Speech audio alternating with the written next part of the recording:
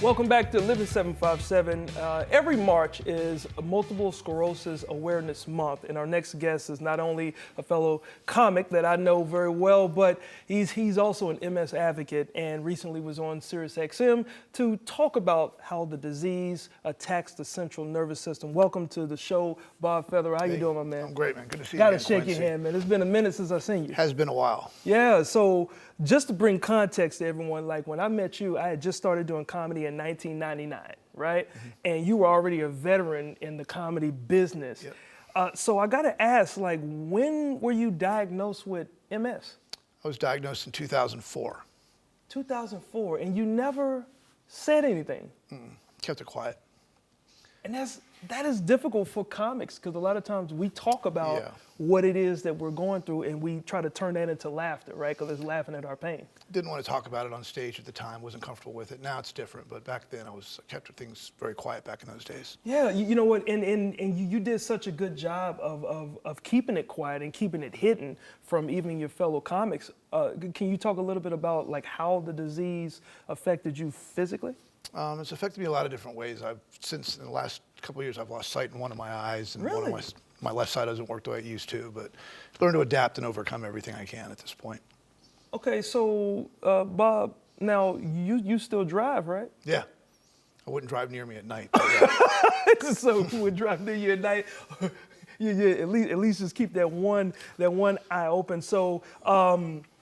Got to get into this too. So you do a lot of advocate work, obviously, correct, for the MS disease itself. And there's an organization that you My favorite one is the MSAA, the Multiple Sclerosis Association of America. I do a lot of fundraisers for them. Yeah, okay, so while I was getting a little bit of information about you, I came across this clip. It's like you do some daring challenges, right? So if we could play this clip, you do some pretty daring challenges, and this one is of you taking on a snake and putting this. Are you kidding me? Like, talk about this snake being around your neck. This is real, right? It's very real. You can tell by the look on my face. Too real.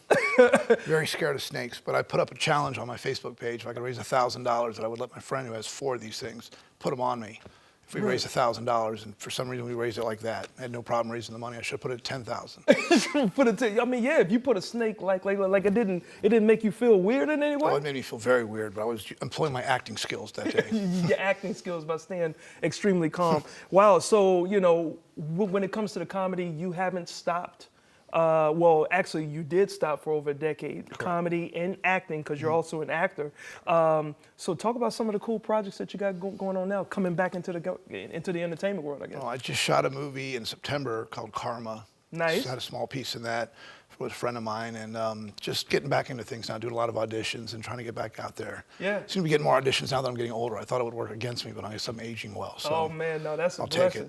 take it. And now you're back on the stage. I think we were just showing a couple of pics of you being back on the stage, and like for a comic, that's such a great thing to get back out there, right? It is. I was very lucky, fortunate. I got to do a gig at the Sandler Center, which was really nice because I've been there many times to watch shows and concerts, but actually go there as a performer to see the view from the stage was incredible. I got to ask you, so just you being back on stage, have you seen or have you noticed that the MS has limited you versus 10 years ago when you were keeping it hidden? Yeah, a little bit. Driving, actually, that's the biggest thing. I like to drive at night. I can't do that anymore. Okay. So it slows me down a little bit with my speech, but like I said, I just overcome what I can at this point. Got you. Well, you know what? It's not often that I get a chance to interview a fellow comic. So if you cool, let's have a little fun. I see that you got your orange-colored bands always, on. Always. So let's have a little fun, right? Sure. So there was an old school game that we used to play back in the day at this comedy club called World's Worst. So comics get in trouble for saying the first thing that comes to our head. So this is a game called The World's Worst Thing to Say in a Serious Situation. So here's one. You get fired from your job. World's worst thing to say. Do I get a severance package today? Today? Okay, yeah. Well, like if I get fired from a job, I'm going to say, who snitch? That's exactly how I'm going to say it. All right. World's worst thing to say when your mother-in-law shows up at your house unannounced. Ooh, that's a tough one. Because my mother-in-law watches this show a lot. Watch for the gun. Watch for the gun. All right. Worst thing to say when you're stuck in an elevator with strangers. It wasn't me. That's exactly what I was about to say, because I've done that many times. Very embarrassing. Worst thing to say when you rear end someone. Now let's be clear, you were in the car. I was going to say, can I buy you a drink next time? Can you buy you a drink? Oh, yeah, let's talk about this insurance thing first, bro. Let me say, worst thing to say when you're in Starbucks and your order is wrong. It's the last one. They don't do this at Burger King. Oh, no, talk about. I got one. Worst thing to say when your when your wife's water breaks. Oh. There goes the water bill. That's exactly what I would say. I thought you had to go to the bathroom. I didn't know what this was. Man, look, Bob, thanks for stopping by really quick. How can people follow you? And we'll put it up there on the screen for folks to see. Yep. I'm on Instagram at FunnyBobVB, as well as Twitter, and you can find me on Facebook just looking me up.